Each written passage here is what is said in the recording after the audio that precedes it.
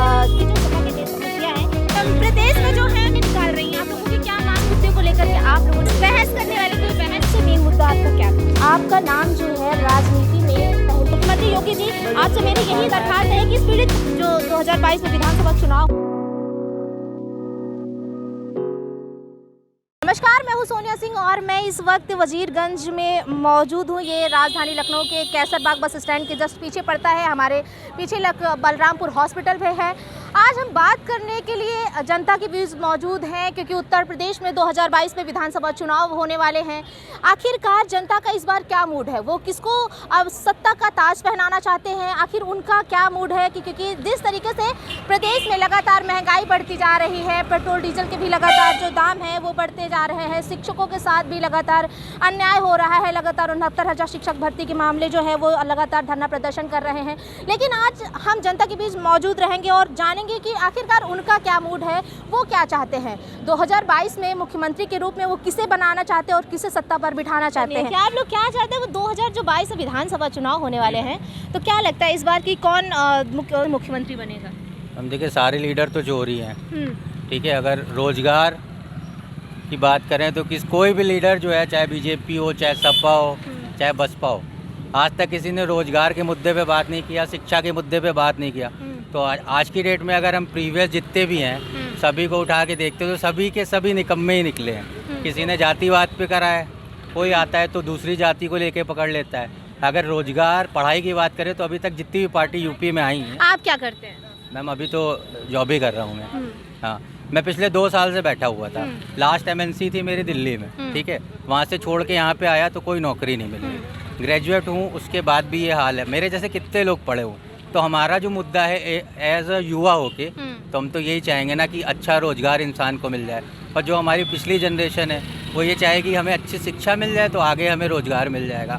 तो जब शिक्षा ही नहीं होगी तो आगे रोजगार की बात ही नहीं करेंगे। तो रही अभी पार्टी की बात, तो जितनी भी पिछली थी और जितनी प्रेजेंट है सारी बेकार है। तो आपको कैसा क्या लगता है कि कौन सी पार्टी आएगी, किसकी सरकार बने जो रोजगार पे हो, बेरोजगारी पे हो, महंगाई पे हो, इन सब मुद्दों पे वो बात करे और आम जनता की बात को समझे? ऐसा क्या लगता है, मतलब कौन सी पार्टी? देखिए जिस पार्टी का मैं नाम लूँगा, अभी जनता भी जैसे यूपी का क्या सीन है, यूपी में सब जातिवाद पे वोट देते हैं। मैंने नहीं बताया मैं क्या हूँ। अभी मैं बोलूँगा मेरा नाम अतुल यादव है, ठीक है, तो बोलेगा नहीं ये तो सपा वाले। ऐसा कुछ नहीं, मैं सपा वाला नहीं हूँ। मेरा बस एक ही सीन है कि जो व्यापार और रोजगार और शिक्षा पे बात करता है। आज की डेट में देखा जाए तो केजरीवाल जो हैं वहाँ के मुख्यमंत्री हैं दिल्ली के, तो उनकी बात अगर करी जाए तो आप देखिए वो मुद्दा उठाते हैं वो केवल व्यापार का, रोजगार का और शिक्षा का और जो सफाई से रिलेटेड चीज़ें वो उठाते हैं, ठीक है। तो वो सबसे बेस्ट है। मैं CM PM सारे कैंडिडेट में उन्हीं को देखना चाहता हूँ। मतलब आप चाहते हैं कि दिल्ली की जैसी व्यवस्था है वैसे ही उत्तर प्रदेश में? दिल्ली नहीं, मैं उत्तर प्रदेश, मैं पूरी इंडिया को लेके चलूँगा। उत्तर प्रदेश में अभी चुनाव है, मैं तो नागरिक भारतीय हूँ, तो पूरे भारत को लेके चलूँगा। तो उस अगर नज़रिए से देखा जाए तो उससे बेस्ट एक लीडर नहीं कह सकते क्योंकि लीडर तो सारे ही चोर होते हैं, ठीक है। बट हाँ, एक जनता का सही में वो एक आम इंसान की तरह ही काम करता है। लेकिन मैं कहूँगा मेरे कहने से कुछ नहीं होगा, लेकिन हाँ मेरा वोट है, मैं उसको दे सकता हूँ। तो मतलब आपका फुल सपोर्ट है केजरीवाल का। जी बिल्कुल। मतलब उत्तर प्रदेश में आम आदमी पार्टी आ सकती है? बिल्कुल है। नहीं मैम देखिए, मेरा वोट रहेगा, मेरे एक वोट देने से तो नहीं होगा कुछ। हाँ ये है कि अगर वो भी जातिवाद के मुद्दे पे बहस करने लगेंगे तो हो सकता है केजरीवाल के आने के चांसेस ज़्यादा होंगे, क्योंकि मोस्टली सब जातिवाद के मुद्दे पे ही जो है आगे बढ़ते हैं। तो फिलहाल मेरी तरफ से पूरा सपोर्ट है उनको, बाकी जो जनता का जो फैसला होगा। चले देखिए यहाँ पर अभी अगर टक्कर की बात करें तो भारतीय जनता पार्टी और समाजवादी पार्टी ही है और कुछ लोगों का कहना अपना अपना विचार है। हम और भी लोगों से जुड़ेंगे। आप लोग बताइए कि क्या लगता है 2022 में? सपा कैसे? योगी बाबा का काम नहीं अच्छा लगा आपको? काम अच्छा लगा, किसानों का साथ नहीं दिया उन्होंने। बिल वापस तो नहीं लिए? बिल वापस ले लिए, मगर कितना समर्थन मूल्य क्यों लिया है ये? समर्थन मूल्य नहीं मिल रहा ना धान का। तो बोले तो है कि संसद में पास हो जाएगा। पास हो जाएगा। किसान की हालत गाँव में जाके देखी, ना कि शहर में। किसान को धान का समर्थन मूल्य 1900 रुपये है, मिल रहा है 1200-1100। तो किसान जब परेशान होगा तो देश कहाँ से खुशहाल होगा? तो आपको लगता है कि सपा इस बार आएगी? सपा अगर साथ देगी किसानों का तो साथ आएगी, अगर वो भी नहीं देगी तो वो भी नहीं आएगी। अच्छा, आपका क्या कहना है सर? पार्टी तो हर तरह की आती है जाती है, कुर्सी किसी की नहीं होती है। जो किसानों का साथ देगा कुर्सी उसी की होगी। देश में 70% वोट किसानों के थ्रू जाता है, आम जनता तो घर पे सोती है। वोट तो असली किसान डालने जाता है, गरीब आदमी डालने जाता है। अगर उसी की सरकार नहीं सुनेगी तो किसकी सुनेगी? वो बेरोजगार रहेगा तो जनता आम बेरोजगार ही रहेगी। और वैसे जहाँ तक मेरी उम्मीद है, सरकार तो बीजेपी की, प्रधानमंत्री नरेंद्र मोदी तो माफी तो मांग ली है किसानों से। सरकार जो भी हो बीजेपी की ही बनेगी, चाहे अच्छा। जैसे बने। अच्छा। ये भी बता दे रहे। अच्छा, आपको क्या लगता है सर?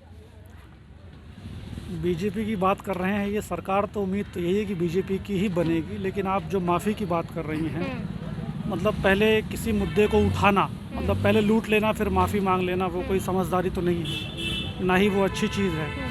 हम सिर्फ माफ़ी पे फोकस कर रहे हैं कि प्रधानमंत्री जी ने माफ़ी मांग ली, लेकिन माफ़ी मांगनी क्यों पड़ी उनको? वो नौबत क्यों आई जब 700 किसान मर गए, शहीद हो गए देश के लिए 700 किसान अपने मुद्दों को लेकर के?